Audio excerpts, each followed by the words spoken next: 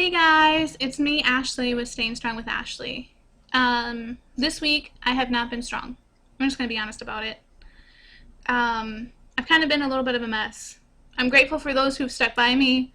I'm grateful for those who've helped me through it. I'll give you some tips on understanding, but I just know that grief can bring more grief. And so on Monday, a coworker of mine passed away. Thursday was my son's death date, and then throughout the week, at the beginning of the week actually, on Monday, I found out that my sister is pregnant. And all those things together just made me really realize how intense grief can be. So I found out my sister's pregnant. I was joyful and happy for her. They've been trying for a little bit. And then I found out about my coworker. And then I got sad, and I got disappointed, and I just felt so confused and disoriented and not sure how to deal with what was happening. And I realized that and then I became resentful, a little bit resentful, right?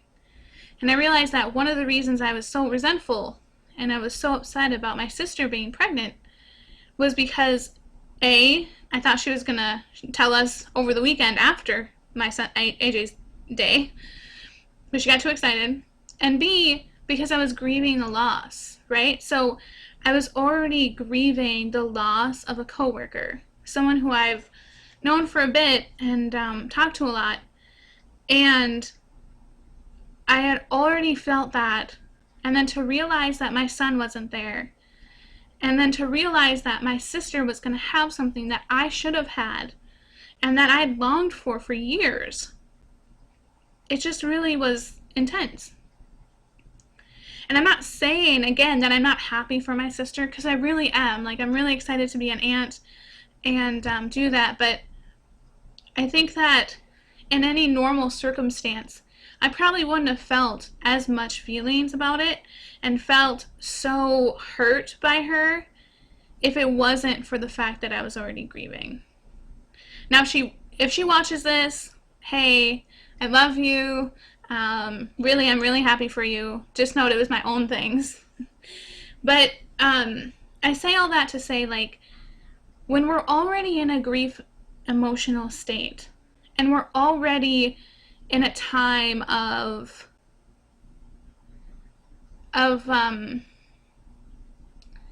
sadness, and of understanding what sort of emotions are happening, anything after that can cause more intensity than it should.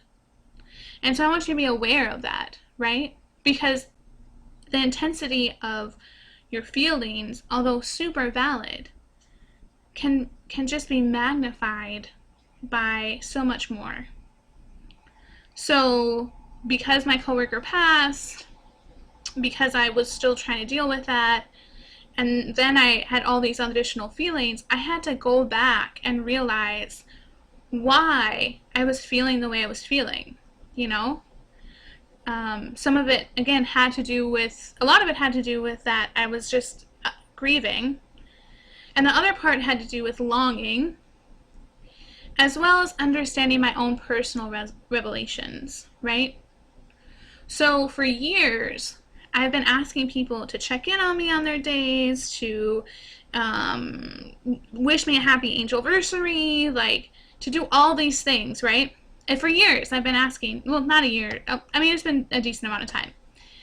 And one of the reasons I had been asking is because I wanted people to remember.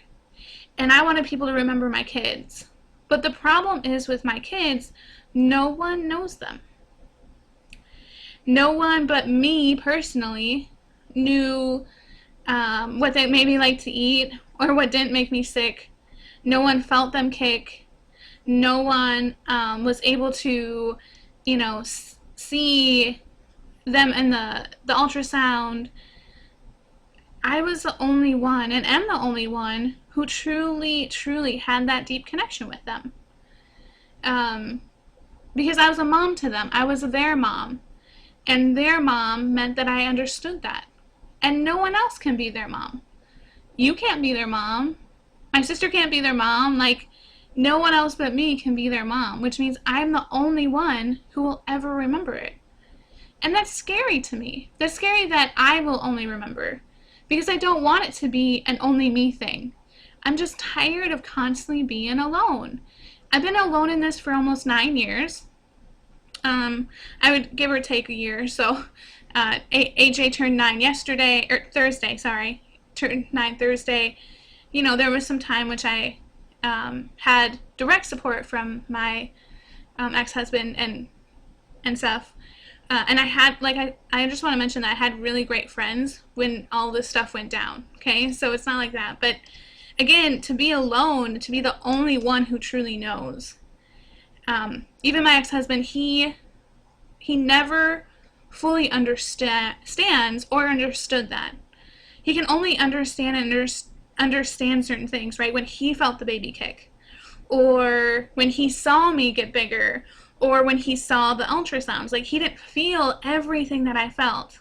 He didn't have to give birth to that baby. He didn't, like, you know, those are the things that he can only experience some of that for himself. So it's going to be intensified for someone who had to go through that. And it's going to feel lonely because, again, I'm the only one who had to go through that. And I'm the only one who had to go through that 3 times, kind of in a row. Not many people do that. What I also realized is that if you are a woman who's lost a child, you've also gone through that. And you're the only one who can. And yet we're in this together.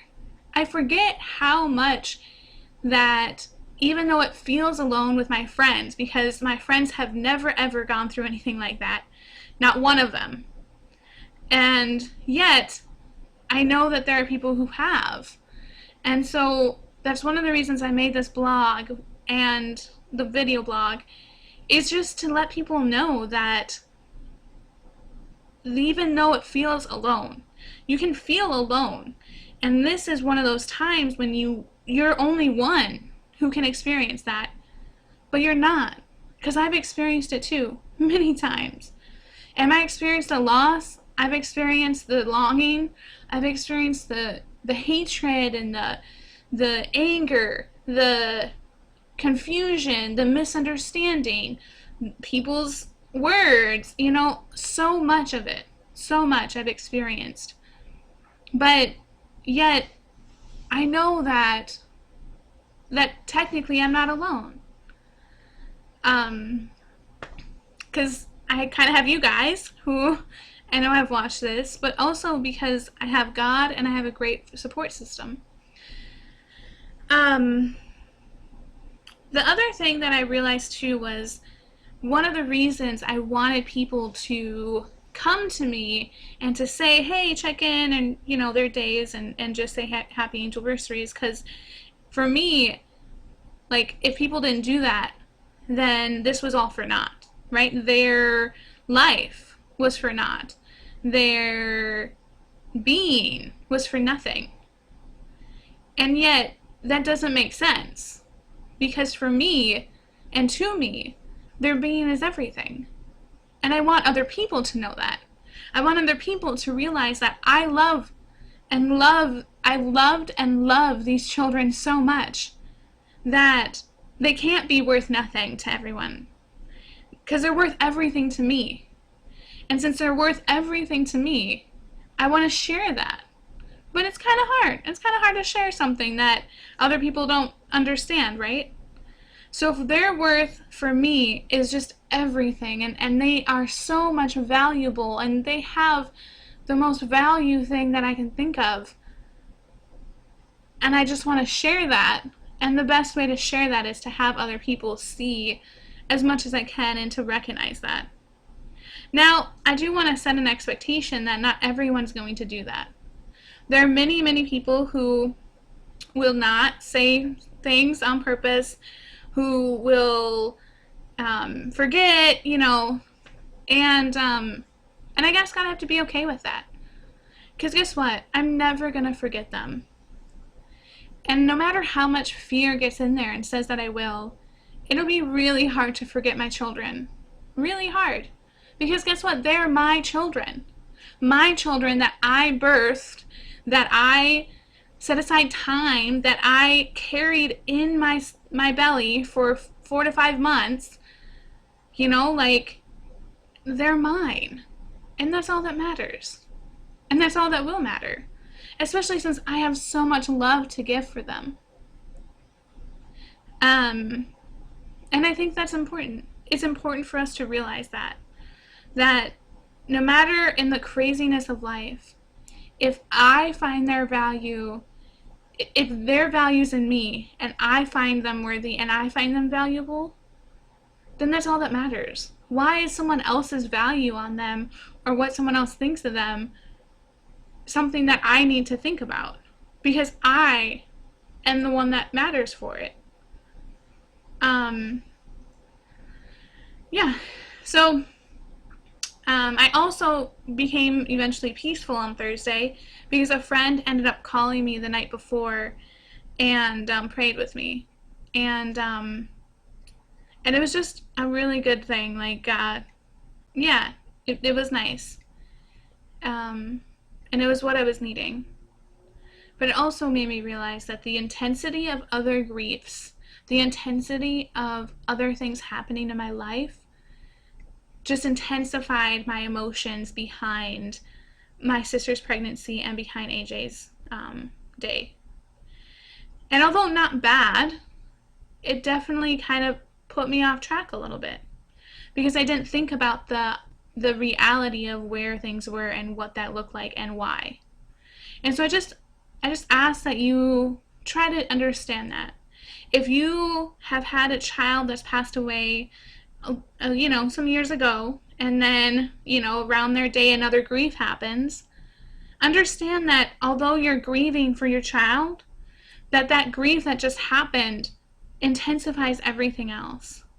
And you know what you do? You be in that grief. Be sad, be confused, be despaired, be all the feelings that you need to do. All the things, do all the things that you need to do to understand your feelings.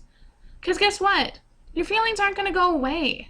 You're going to need to sit in it. You're going to need to understand it. You're going to need to be still and say, hey, what am I feeling? Why am I feeling this? What's going on? Because once you do, you can see the intensity of everything else around you. And then you realize more and more about where you are. And then you can articulate to people, hey, this is what I'm feeling, and this is why, and etc., etc. Yeah, and I know I've talked about it before, be in your feelings, and I know it's hard. Honestly, as someone who's talked about it, some days it's hard to just, feel the feelings. Someone asked me, well, what are you feeling? And I was like, I'm kind of feeling this, and they're like, no, what are you truly feeling? And honestly, I had to go get a book about emotions and be like, oh, these are the emotions I'm feeling. Because I don't know. Sometimes they just pile on. They're just like, oh, one over here, let's go, let's pile on to all these emotions. Versus just saying, hey, this is what it is. And so take that time to understand that, and take the time to say, hey, my emotions, although intensified, are this. And whether people can help you or not is not the point. The point is for them to truly understand your feelings, for you to understand yours so you can articulate to them, for them to understand, so that in the end you can come together and say, okay, here's where you're at. And it's okay to be where you're at, I think with grief sometimes we want to just get over it. We're done. I'm done. I'm tired. I'm done with grief. I ignore it. I've been sad, move on to the next. Well, guess what? That's not always how it happens. That's not how things work like that. Guess what? It comes in waves. And waves suck. Waves really do suck. You're fine one minute, the next minute you're not, and you're just all over, and, it's like you PMS'd all the time. Instead it's just up, down, okay, I'm good. Oh, okay, I'm not. And that's okay. Some days that's okay, especially if something happened recently. We don't have to say, okay, well, in 3 days, stop grieving. Or, you've had 7 days. That's not how this works. Why are we putting this time limit on people when it's not how it works? So take the time. Take the time to understand. Take the time to heal. Take whatever time that means for you. Especially when something feels all of a sudden and confusing and that you weren't prepared for. Because guess what? Those unprepared moments are ones that'll hit you like a brick out of nowhere, and that's when you need to take a pause and say, okay, what just happened? Thanks for listening to me kind of ramble this much. I just ask that if you have any other comments or questions, please add it below, or message me on my blog, stayingstrongwithashley.wordpress.com. Also, like and subscribe for other new videos, and I'll see you next time.